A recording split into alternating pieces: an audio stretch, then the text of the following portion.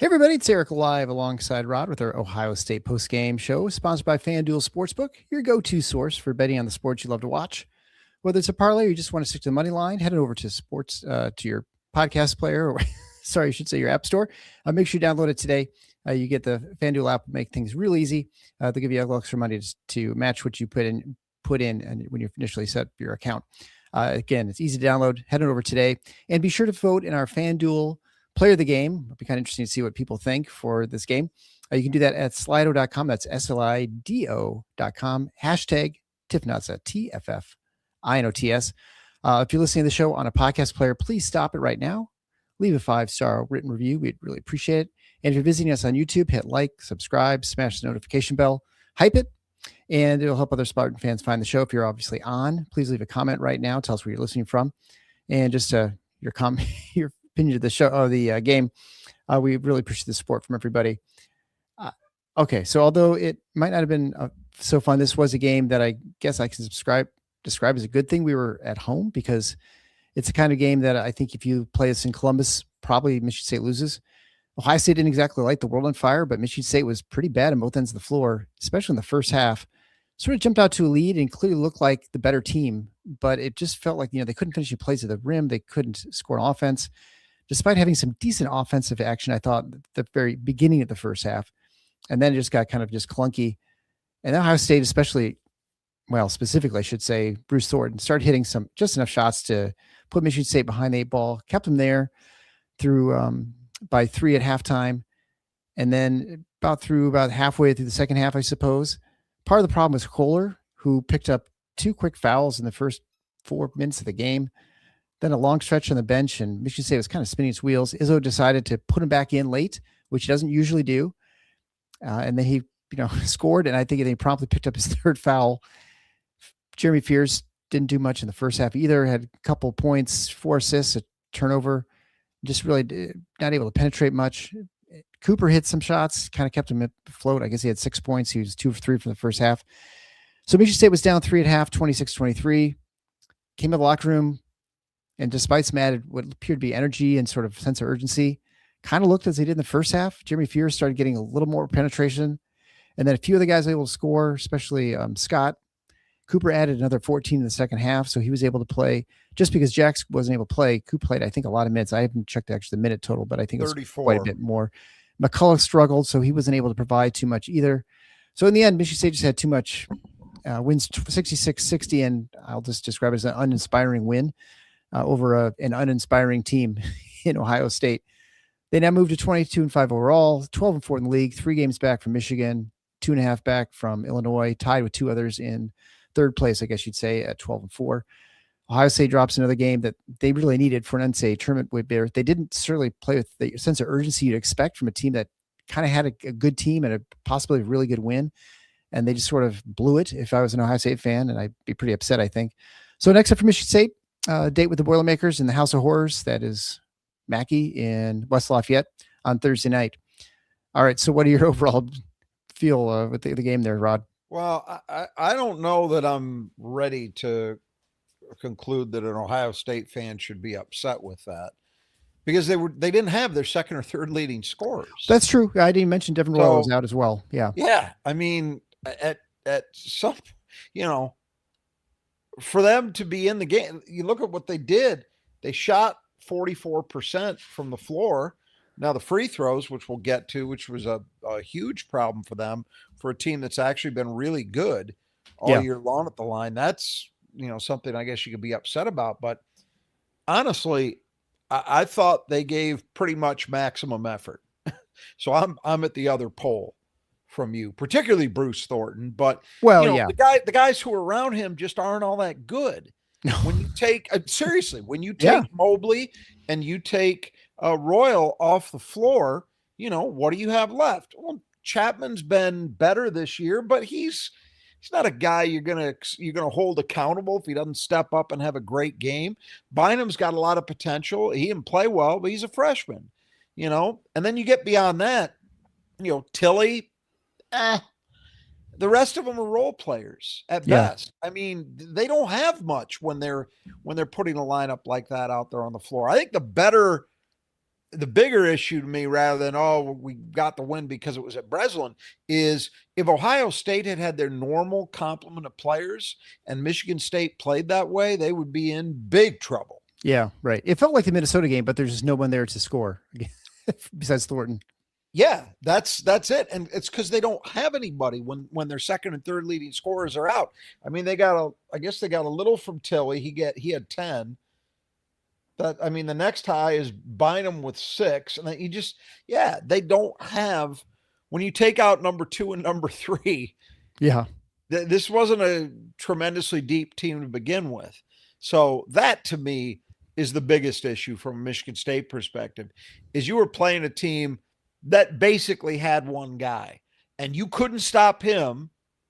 And Ohio State played hard enough, much harder than Michigan State, much harder in the first half, not even close.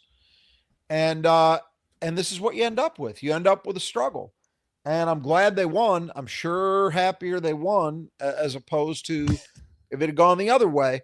But yeah, this was a bad game. I listened to a lot of Tom Izzo's post game before we started, and that's where he was at. I would agree.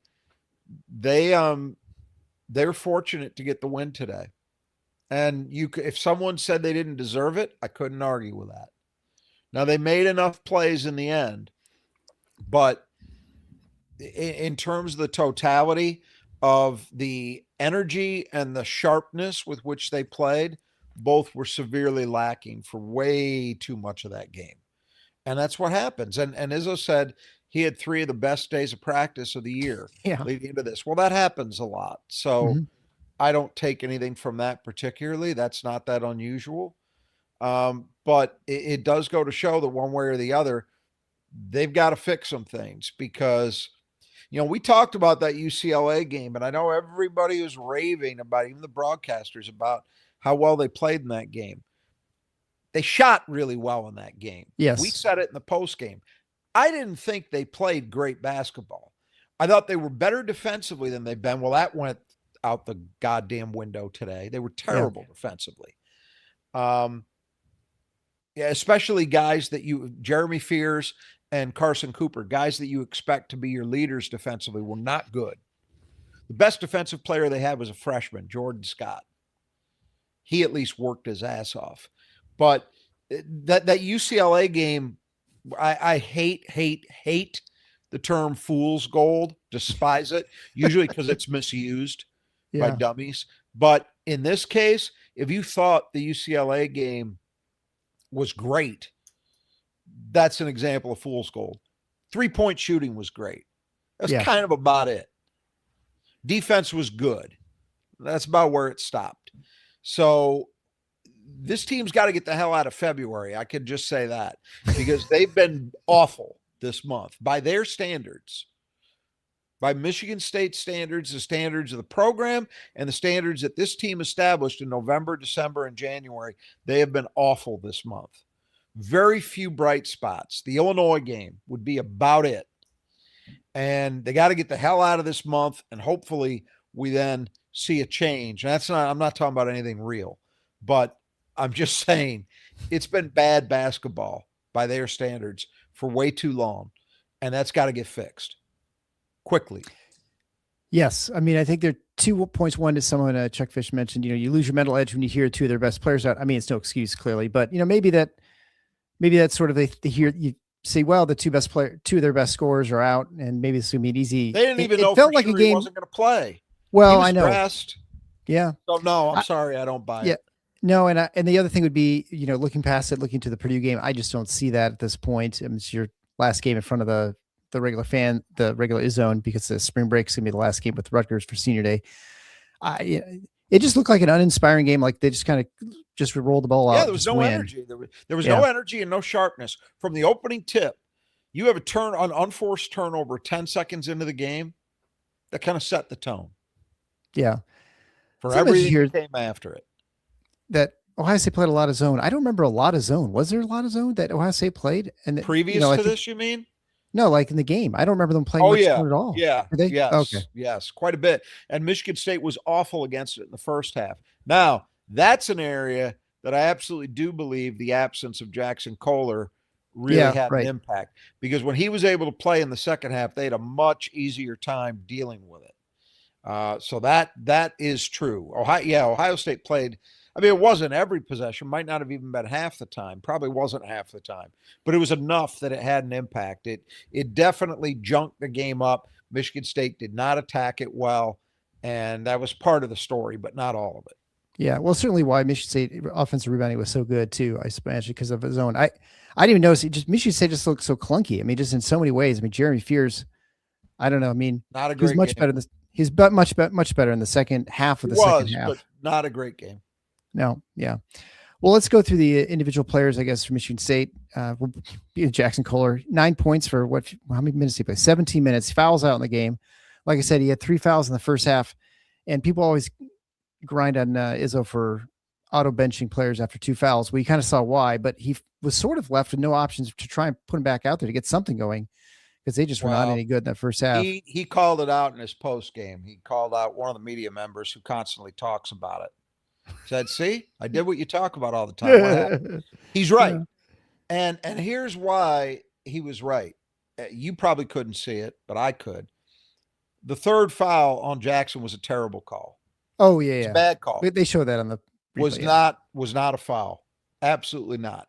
Is that on white? Is that, am I recalling that? The problem is, I don't remember who drew it. Yeah, but whatever. The problem is, you had an officiating crew out there that couldn't get out of its own way. It was awful. Yeah. Just as bad as the basketball Michigan State played was the officiating crew. And so, or worse. So when you have that, as a coach, Christ, he could get a third foul call just for breathing wrong. And that's what happened. I mean, I'm exaggerating, but not much. I guess you could say, well, Jackson can't even try to block a shot. Too much risk. Well, what are we doing? But that's the problem. That in a nutshell is why the blanket criticism of the so-called auto bench is incorrect. It can be correct. You can have situations where you go ahead and you roll the dice and you play with a guy with 2 fouls.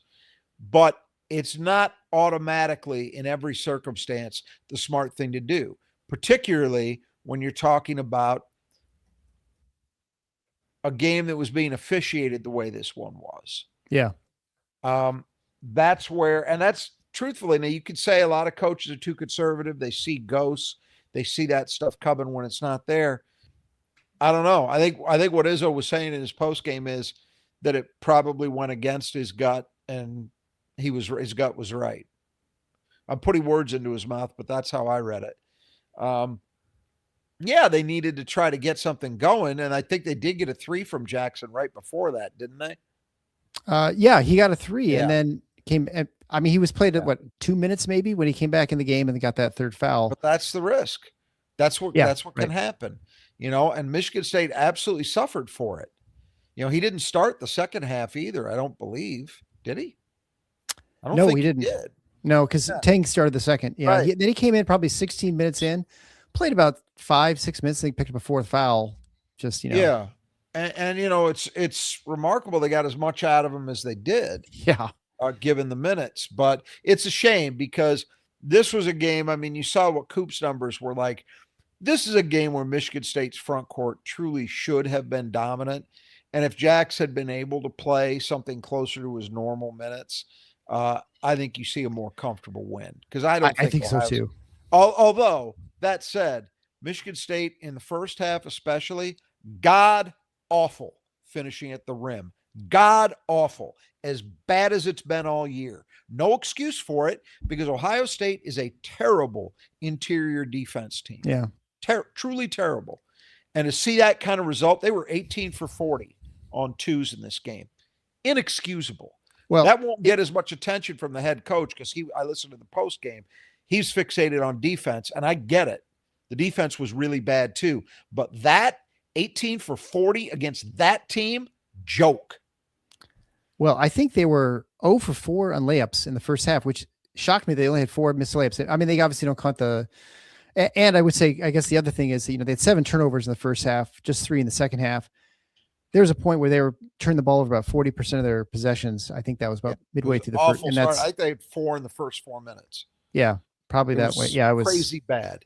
It was crazy bad. None of them forced, by the way. None of them. No, the first scripted play, they just a toss over Carr's head from Fears right out of bounds. I mean, that was like Owen's not looking.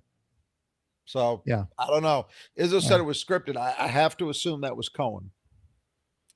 Yeah, well, someone, either the quarterback or the receiver was on the wrong page there for that first play. Yeah, but there's they talked about this in the post game.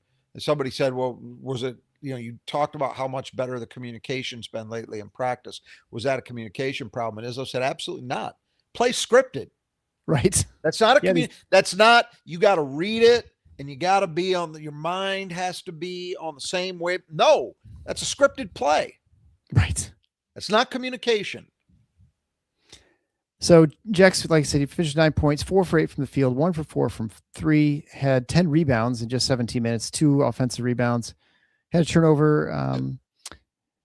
And then, so Jeremy, 11 points, 2 for 7 from the field, hit his 1 3-point attempt, perfect from the line, 6 of 6. He had a 1 defensive rebound, 8 assists, 4 turnovers, and 3 of those, I think, end up with like the last 2 minutes of the game or something. It was kind of weird. Had a couple steals, played 35 minutes. And I don't know, there's much more to say about Jeremy's performance, except just, he looked pretty good against UCLA and not so much this time. Yeah. Subpar. No other way to put it. I mean, look, he did some important things. He's always going to do that. Guys that are great players are almost always, even on a bad night for them, are going to make some plays. But it was a bad night, make no mistake. He got outclassed. This was a matchup, and to the point that, as Izzo talked about, he had to switch up his defensive scheme to deal with Thornton. And he said the only guy who checked worth a damn was the freshman, was Jordan Scott.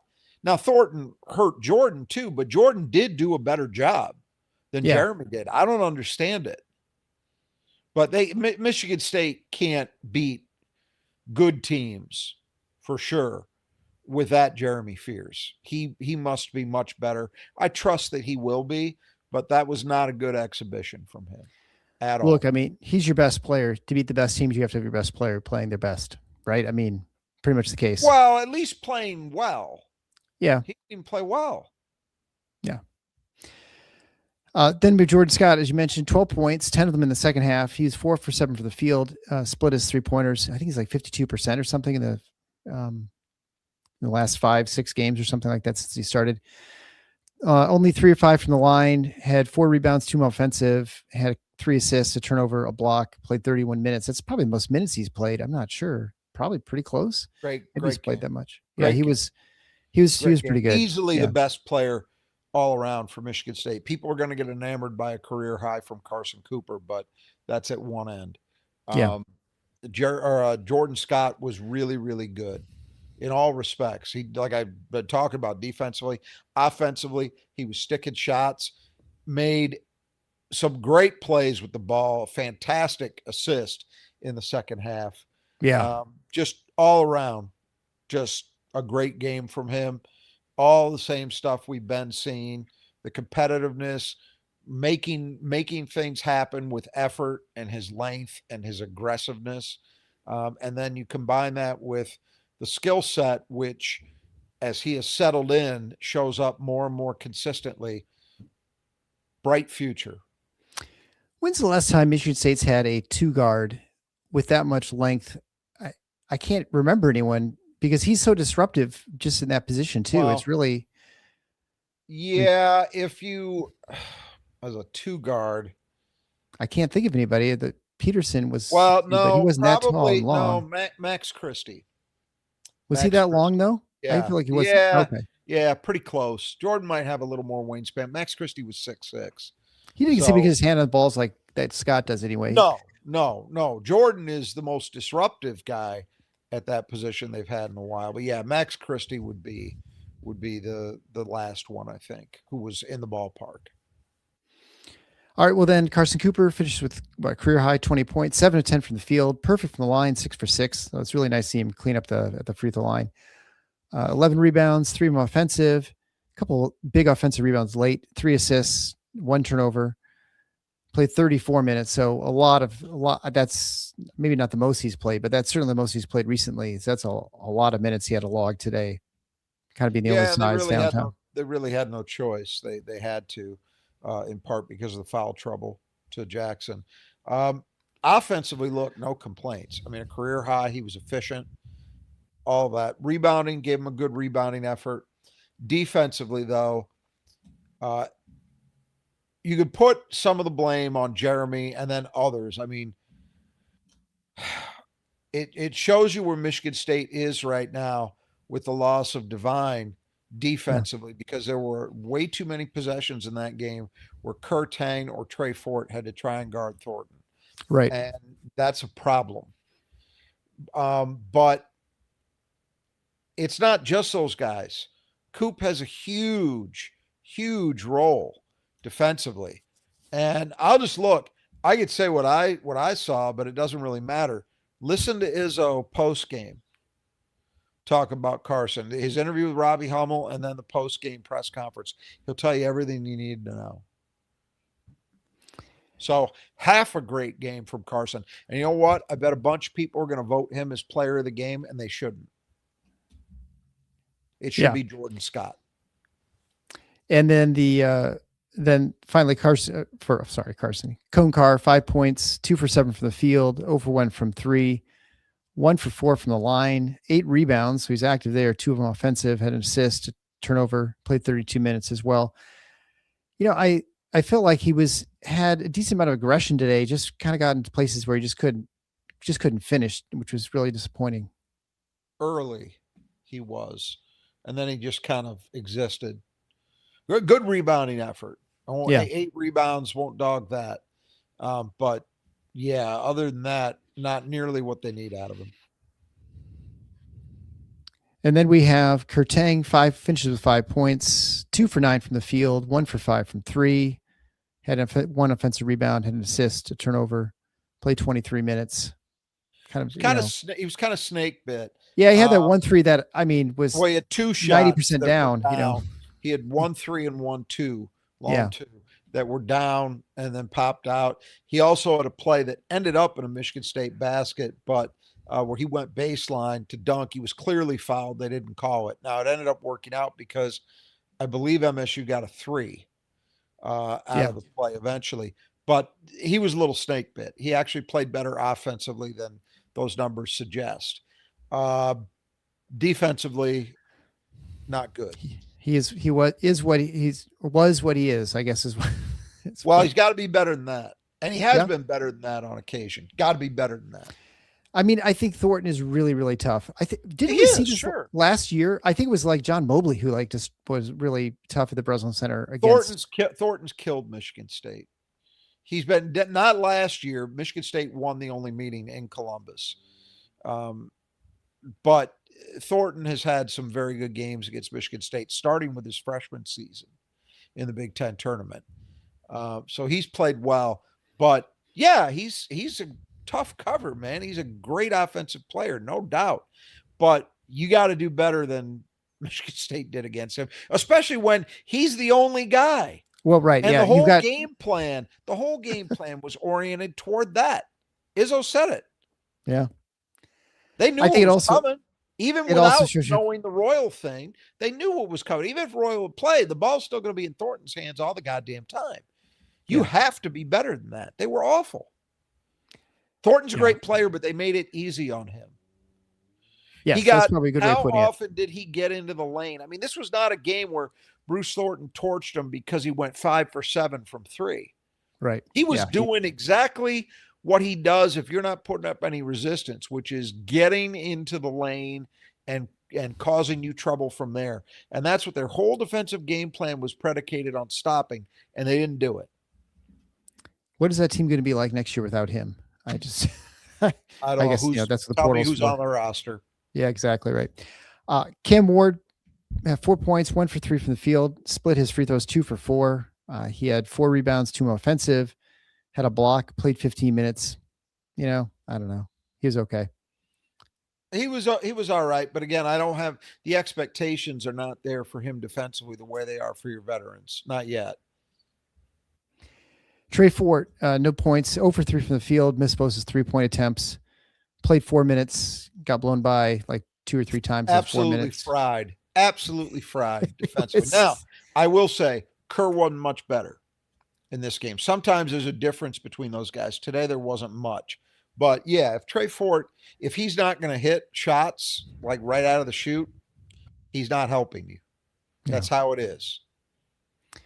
Wojcik played, so shoulder was okay. He had a rebound, 2 assists, played 5 minutes. Yeah, it was, offensively, it was okay. Yeah. It was okay, which is what it was better than UCLA's performance offensively. That's the thing. People get so hung up on when they talk about him on the offensive end. That's not where the issue is. I'm not saying the offense is optimal when he's out there, but it's not terrible. They can function for 4 minutes a game with Denim Wojcik offensively. Where I worry about it is at the other end. And sure enough, they couldn't guard. Of course, they couldn't guard when he wasn't on the floor. They weren't. So. I didn't think they were any different with whether he was up there. Well, he did. There was one play, I believe he got matched up on Thornton, and it was no mas. Yeah. Well, he also, in his defense, I guess I would say, is he's out there oftentimes with, say, Tang or Fort. So it's a really well, that doesn't help matters. Tough perimeter defense for him out there too. Don't get me wrong. It's not about it's not about him not grasping things. It's not about effort. It's not about any of those things. Yeah. It's about physical mismatches. That's the problem. Right. Physically, he's not, you cannot have him try to guard Bruce Thornton and think that's going to go well. Just won't happen. I'm thinking way back when with Tim Bograkis, I don't think Tim was out there guarding their point guard either. I mean, Tim Bograkis was 6'3". Yeah, that's true. And Tim Bograkis was built. There's a huge difference. Yeah, that's the problem. The problem is Denham's like 5'10".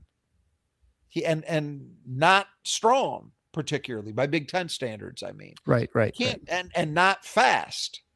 No, Tim Bograkis is Gary Payton by comparison. Tim Bograkis played precisely because he could defend. That's why he played. Finally, Jesse McCullough, 0 for 1 from the field. Just played 4 minutes, and 2 fouls. He just looked kind of lost in defense. And I don't want to project, toward next year. He's looked better at times. I mean, maybe you just say this is a game where nobody looked good. And so whatever, except maybe Jordan. But it was he didn't look comfortable out there. And I feel he like didn't help himself today. He sure feels like he's regressing a little bit, especially on the defensive end. Yeah. And you could say, he's not getting a lot of time. Sometimes that's what happens. They did go to him early in this one, though. Yeah, they had to. Got in the game early, and then the fact that he didn't hold up well, didn't help. Yeah. All right, so that brings us to Brothers Just Do Gutters. Friends, if you have gutters, which if you have a home or a business, you probably do, make sure that they're functioning properly and they are draining the water away from your roof, off your roof, away from your foundation. Head over to the Brothers Just Do Gutters. You can go to our support page at the Final Fours on schedule.com/support. There you can have Kurt or Greg take care of you wherever you are in the state of Michigan. They're even today, out days like today. So you can head over there now and have them take care of things. Make sure it's functioning, especially once the spring rains come. You'll want to make sure that's going well.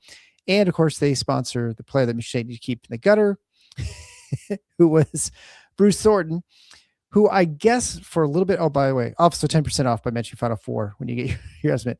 So Bruce Thornton was sort of kept in the gutter for maybe 5 minutes, the very opening few minutes of the second half, where they kind of bottomed up a little bit, and then he just the defense was not good. So 32 points for the game, which is more than half the points for Ohio State, 12 of 22 from the field, 2 for 8 from 3. So I guess that's a minor victory for Michigan State, 6 for 8 from the free throw line, 4 rebounds, 1 on offensive, had a couple of assists, no turnovers, 2 steals, no blocks. I guess he's definitely overflowing the gutters.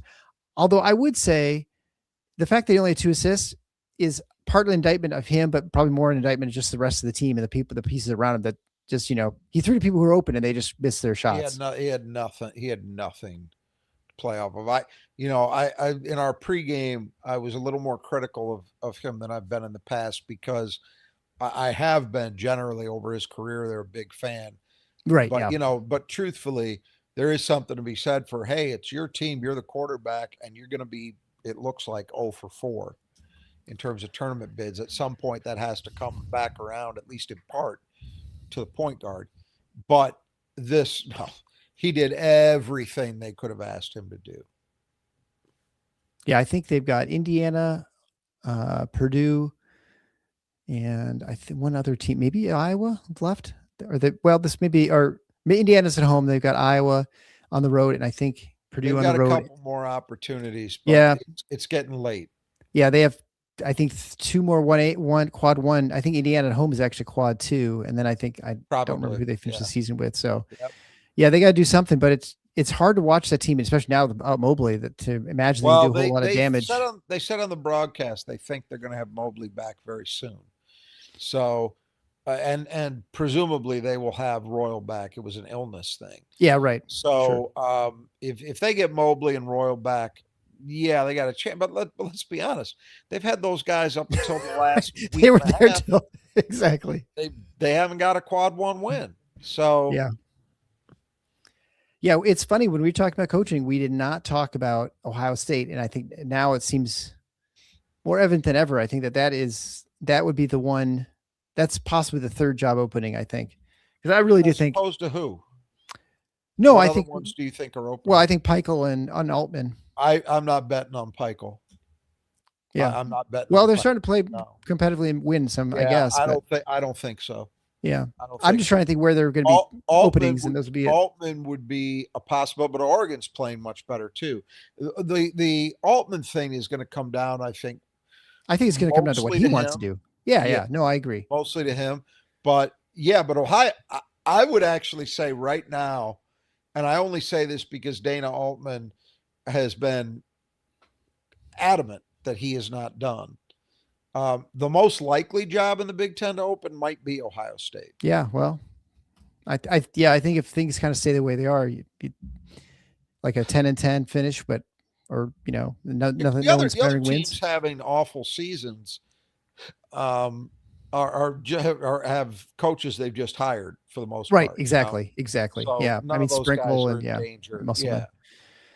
Yeah, I think, and the problem with it that Ohio State is going to have is that even if let's say they don't have quad 1 wins going into the Big Ten tournament, they're going to have to win a game just to get to another quad 1 opportunity, I think. Because I think if they're playing Wednesday, that's unlikely they're going to be playing a really good team. They're going to be playing a team they just have to beat in order to totally be eliminated. But it's going to be hard. It's going to be a hard road for them if they don't pull something off in the next couple games. They're likely to be playing on Thursday, not Wednesday. Well, depends what they do in the next few games. They're 9-7 in the league. I mean, that doesn't put you in a Wednesday game, does it? Well, if they end up 10-10, I don't know. I don't think. But even then, they're playing some teams coming through Wednesday, who's probably not very good, is what I'm saying. You got to win. I think it's the premise is right. It was just the days. Yeah. Yeah. Oh, yeah. If they're playing on Thursday, they're likely going to have to win one on Friday too. That's what I meant. Yeah, they've got to win that second game probably in order to get a really high quality win. I'd agree with that.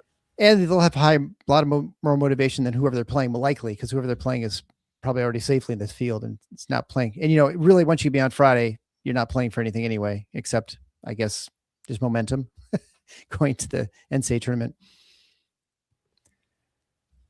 Well, some guys who don't need any momentum are the Swedish Squad of Grand Rapids. Those guys have got to go on.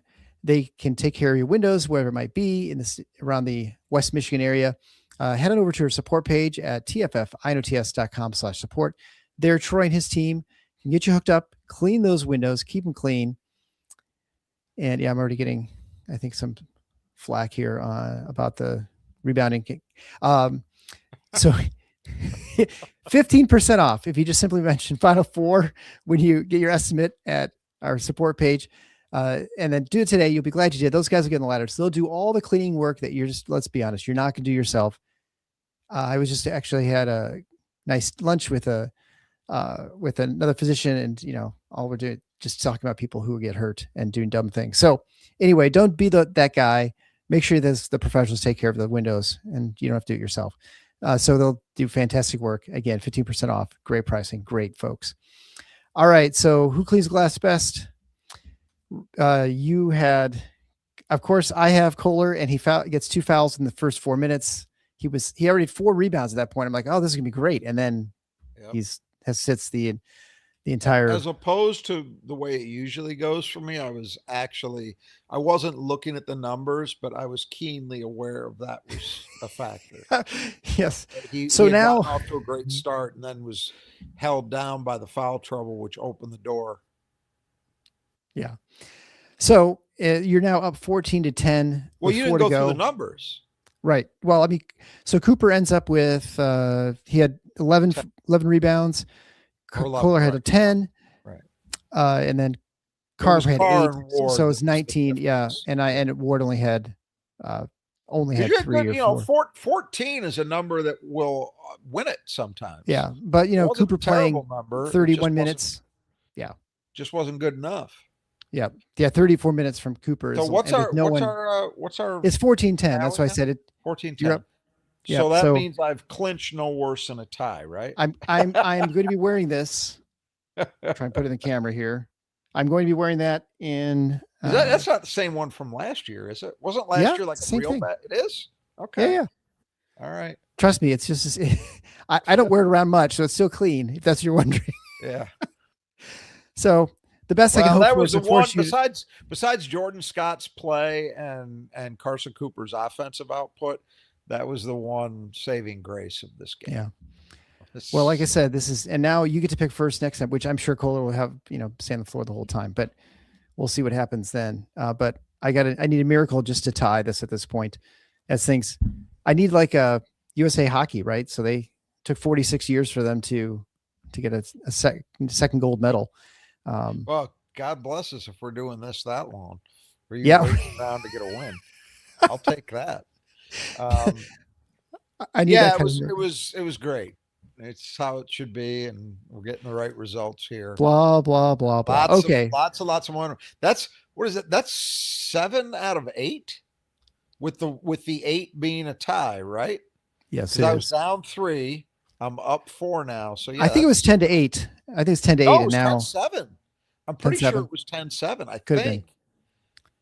Yeah. Maybe I'm wrong. I'm guessing a listener probably is keeping track, but either way, they keep track. Yeah, thanks, Danny Weiss, saying nice looking sweatshirt. Appreciate it. This is a Nudge sweatshirt, which of course is one of the great sponsors of our show. Nudge Printing does fantastic work. If you need a whiteout shirt, this is a great hoodie to have. Or you can get any of our stuff. You can go over to our page at nudgeprinting.com/win. There you can enter the free drawing for a quarter zip, which is pretty cool. You can kind of see it on their screen there. You can get that. It's a $120 value. It's a Travis Matthew. I think I'm trying to remember what it is now. But that's a fantastic quarter zip. All their stuff at Nudge is really high quality stuff. So head on over today at nudgeprinting.com. And of course, don't forget you get the 20% off if you simply mention or type in TFFINOTS at checkout. Again, that is at nudgeprinting.com for all your Spartan apparel. And they correspond to the 5 keys of the game.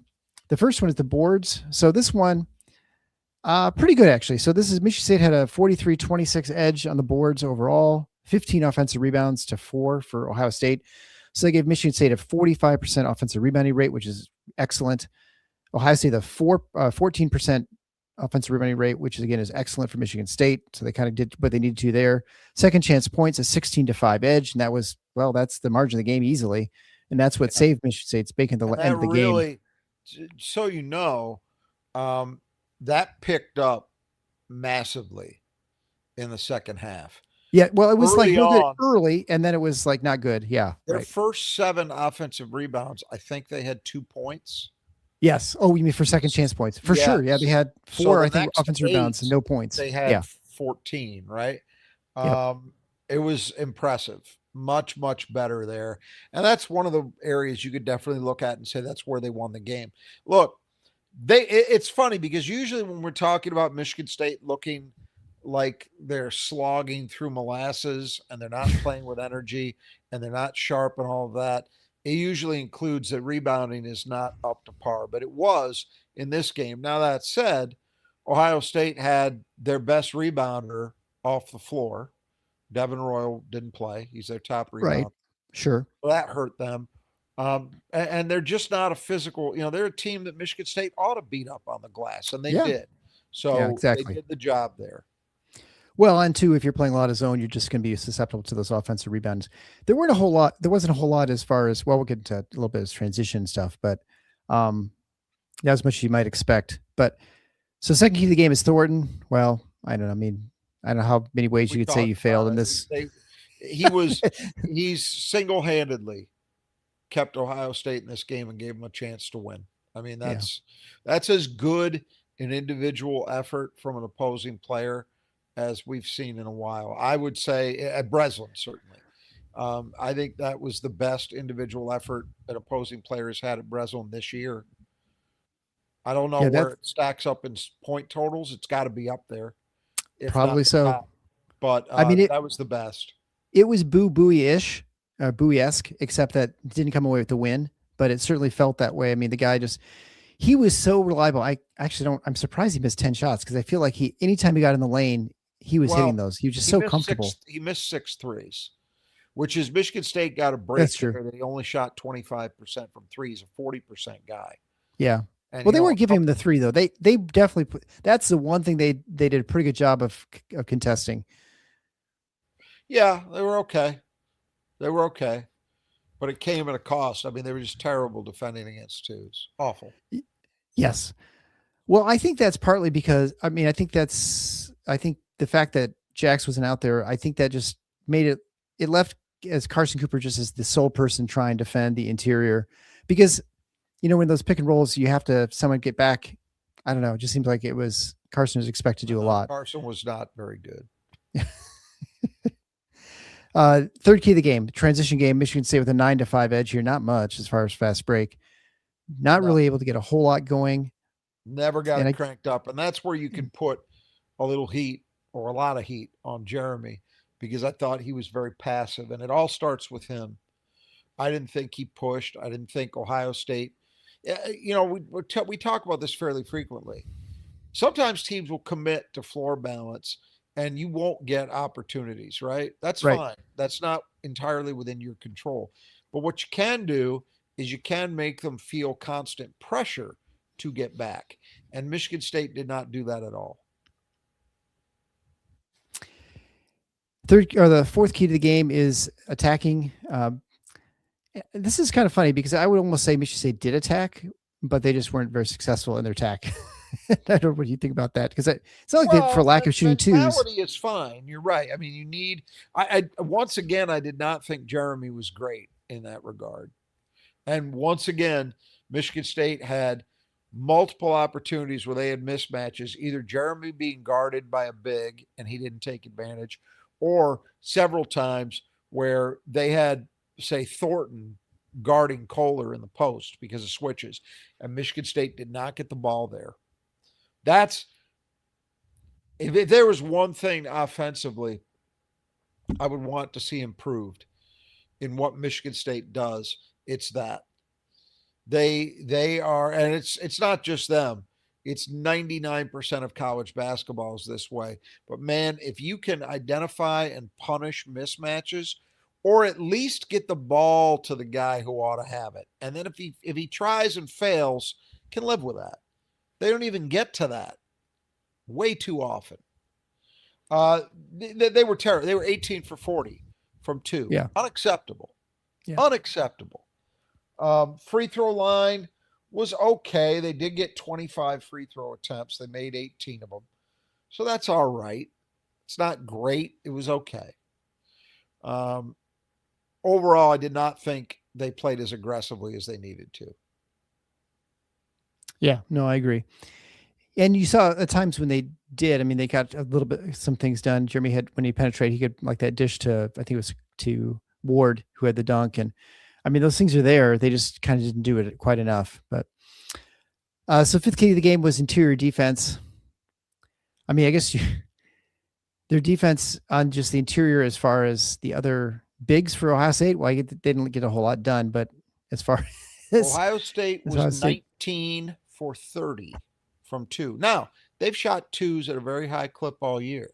Yeah, not that's that crazy. High. No, that's crazy. Not that high. Here's what I said in the pregame. It starts by limiting Thornton's penetration, but in general, MSU has to be solid in limiting the Buckeyes' ability to get the ball into the paint and then to make life tough on their finishing by staying tall without fouling. Miss. Terrible. Yeah. Well, the most frustrating thing about all of it is that they were so good for a while, right? And they just have not been as connected as they were. They haven't been sharp defensively for about 3 weeks. Yeah, I mean, the Illinois game was like an anomaly, like that, and I guess even the UCLA game, they were pretty good at UCLA. No, yeah. That's the thing, though. The best they've been is solid. Yeah. There hasn't been a great defensive game in a while, but the bigger problem is not Ohio State is a good their top 25 offense. Yeah, they're good offense. Okay, so it's not a shame to give up some stuff, but 44% from the floor, that's too high. Yeah. Especially when you consider, yes, their top 25 offense, but that's with Mobley and that's with Royal, whom they did not have today. That just should never happen. When you're facing a one-man team, that should never happen.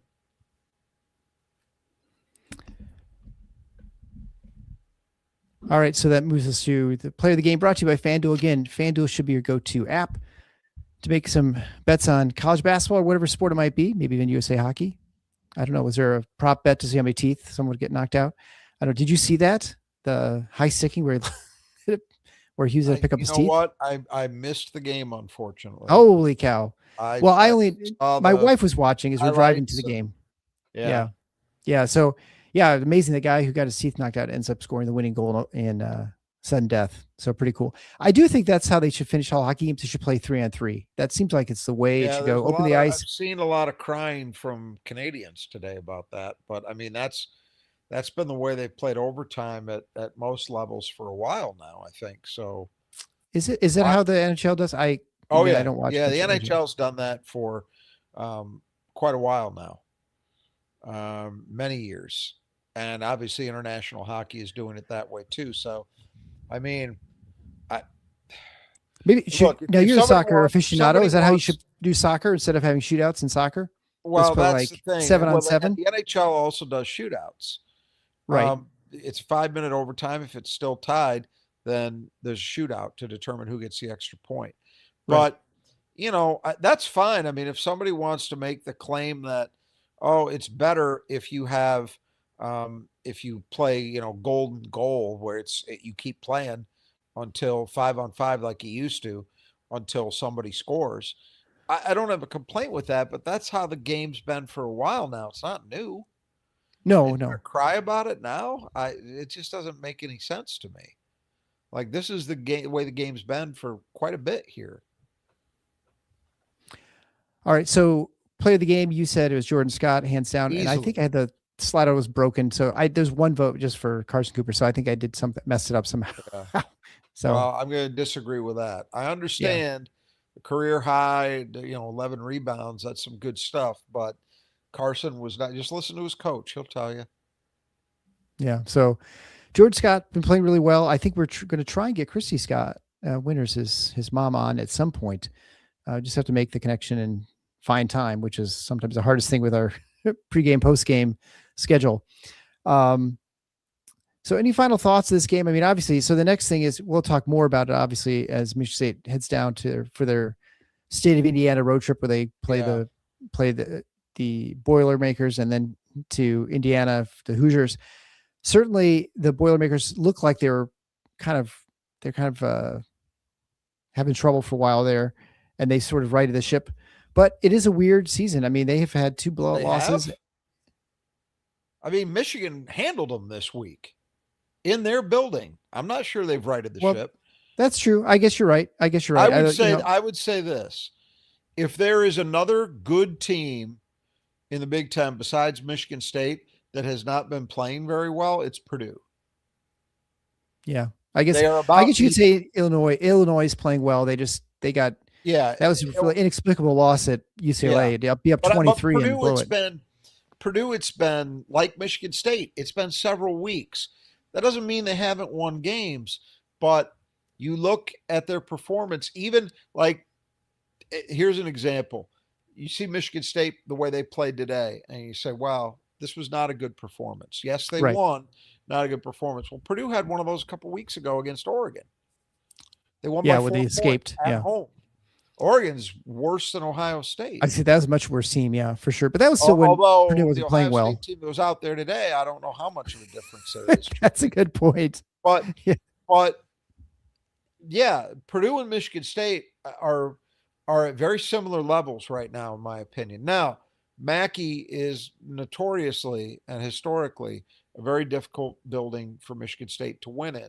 So you certainly don't go in expecting to win that one. I go into this week and say a split would be respectable, acceptable. Yeah, But sure.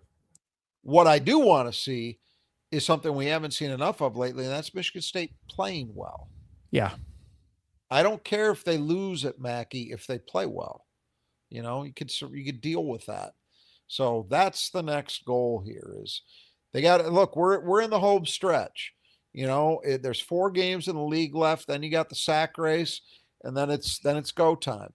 So not a lot more time left to really tighten the screws, as Jim Comparoni likes to say, Right.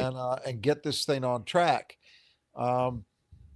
They have not shown that they're consistently headed in a positive direction. I will say that. And I'll tell you, after this game, I am very concerned about matchups in this sense. It's not just this game, but this game made it readily apparent.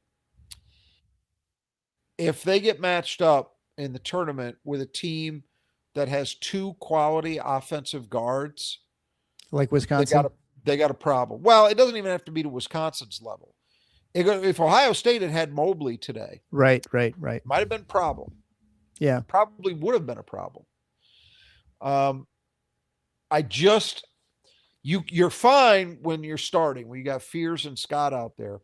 But when you have to go to the bench, and you got to bring in Tang, you got to bring in Fort, you got to bring in Wojcik, that's where it really falls apart.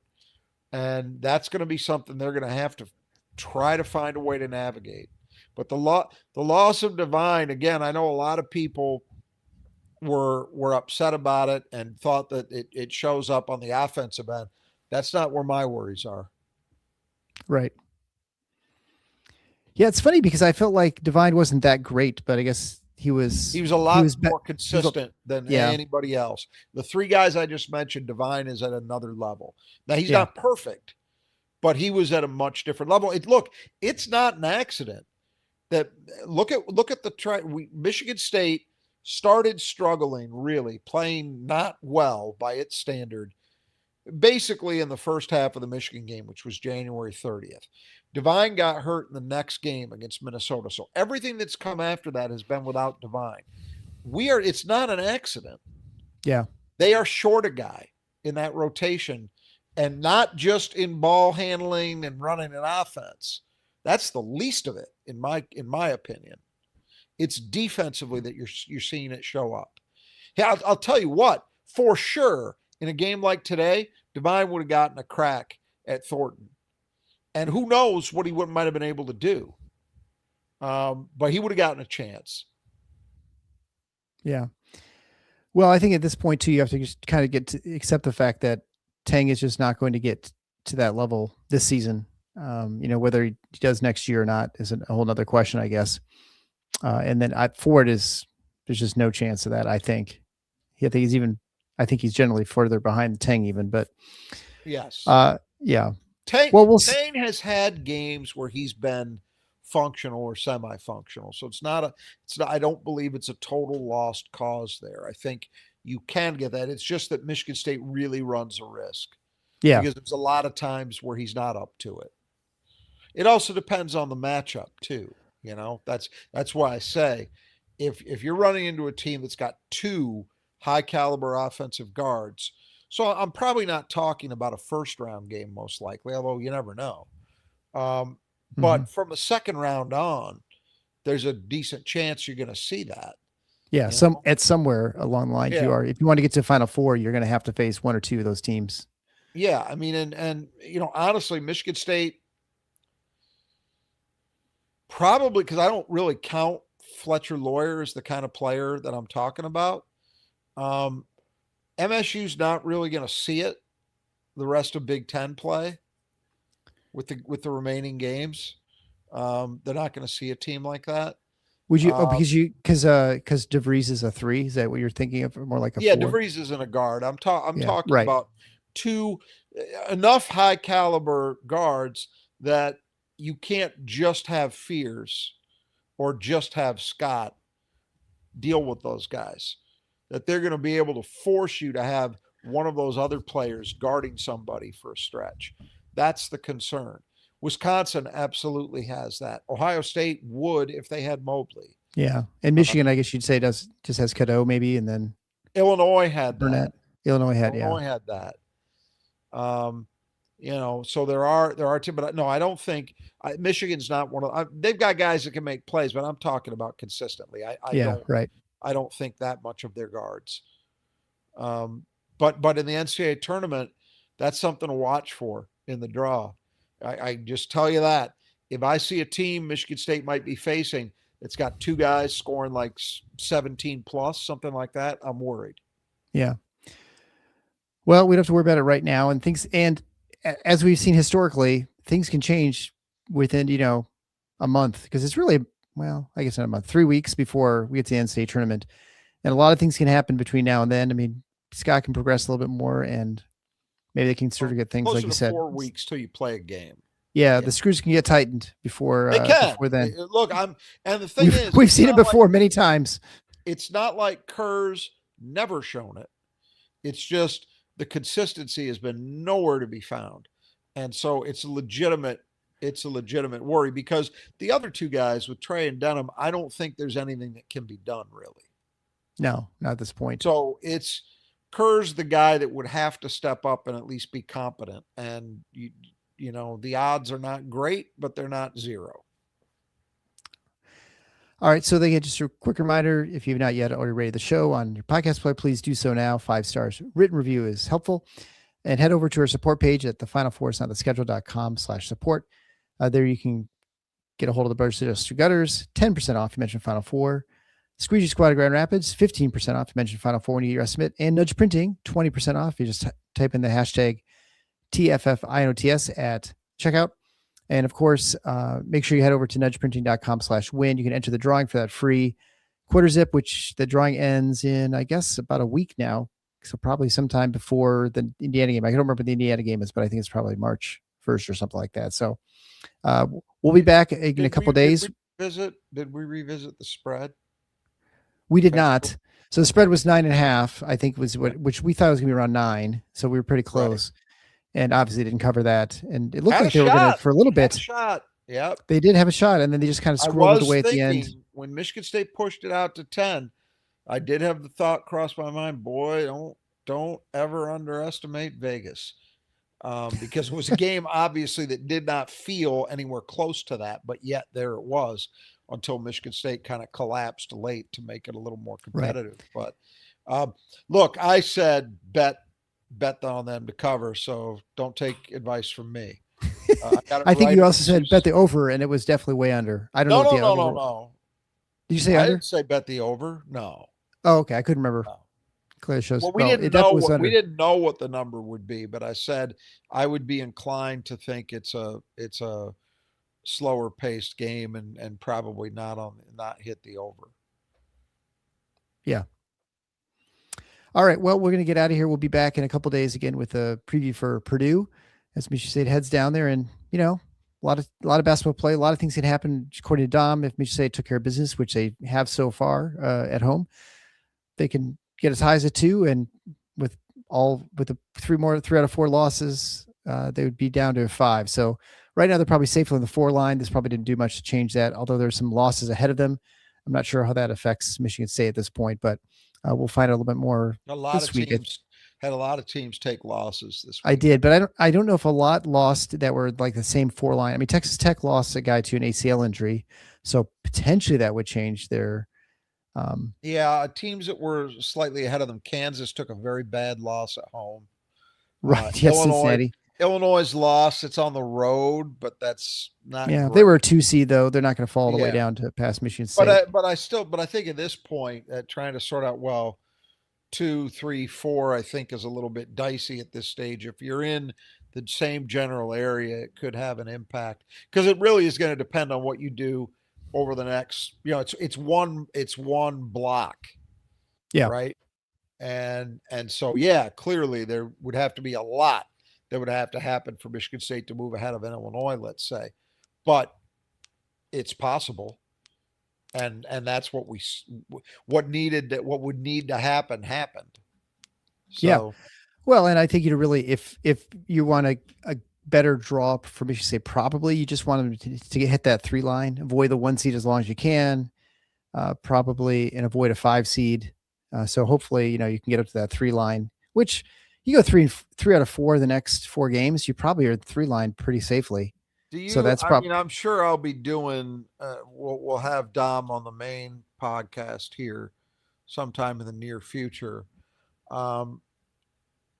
I'm less convinced than ever after this weekend that there's a really big difference between 1s and 2s. I know everybody likes to think that. I watched the Michigan Duke game. I didn't think it was a particularly well played game. And I'd already seen Duke and felt Michigan State should have beaten them. Congrats to Duke for winning. But if Michigan State was in Duke's regional and they were a 4 seed and Duke was the 1, yeah, I mean, it's a hard game, but do you view it as markedly harder than Houston or Iowa State or, whoever else is going to factor in there? I don't know that I do. UConn, Florida. I don't think it's like last year. I really don't. I know people want to build it into that, and boy, they've been working overtime on Michigan's behalf. But I think that fantasy is done now, right? Has to be. No, there's still 3 games up in the Big Ten. So as long as that's great. But Michigan State won the Big Ten by 3 games last year, and they weren't that. So that doesn't mean anything. I'm talking about. Usually when you get into these discussions, that's a team I want to defer playing as long as possible. I'd rather play Houston. I'd rather play Iowa State. I'd rather play UConn, than Michigan or than Duke. And I'm just speaking for myself. Yeah. I don't feel that way. They'd all be tough games. I'm not saying, give me any of them. Michigan State's going to roll. That's not my point. My point is, I don't know. Now, what you can do is you can say certain kinds of teams might be a better or worse individual matchup for your team, like I was just talking about. If you're talking about a team like Duke, for example, Duke doesn't have 2 high-powered guards offensively. They've got good guards, but they don't have great guards. Okay, Michigan State's defensive issue there, I don't think stands out as a massive problem against them. Right. Somebody else, it might be different. Yeah. Yeah. Well, obviously we'll see what happens. We'll see we'll see if Michigan State can do something on the road. It'd be nice to see if they get a quality road win. That's what it's going to take to move up a line. I suspect. They got to get Indiana. Yes. Got to get Indiana. And then if you get one of Michigan or Purdue, then I think you're moving up. I think if you just get Indiana and you get Rutgers at home, it's probably 4. Feels to me you hold, status quo. What at least what people assume is the case right now at the 4 line. Yeah, I would think that's fair. Yeah, that seems to be sort of Dom's consensus. But of course, that just makes a lot of assumptions of what everyone else is doing, and you absolutely. Can't know we don't know that yet. You're right. We don't know the complete picture. Yeah. All right. Well, we'll get out of here. We'll be back in a couple of days. And so until next time, the Final Four is on the schedule. Go Green.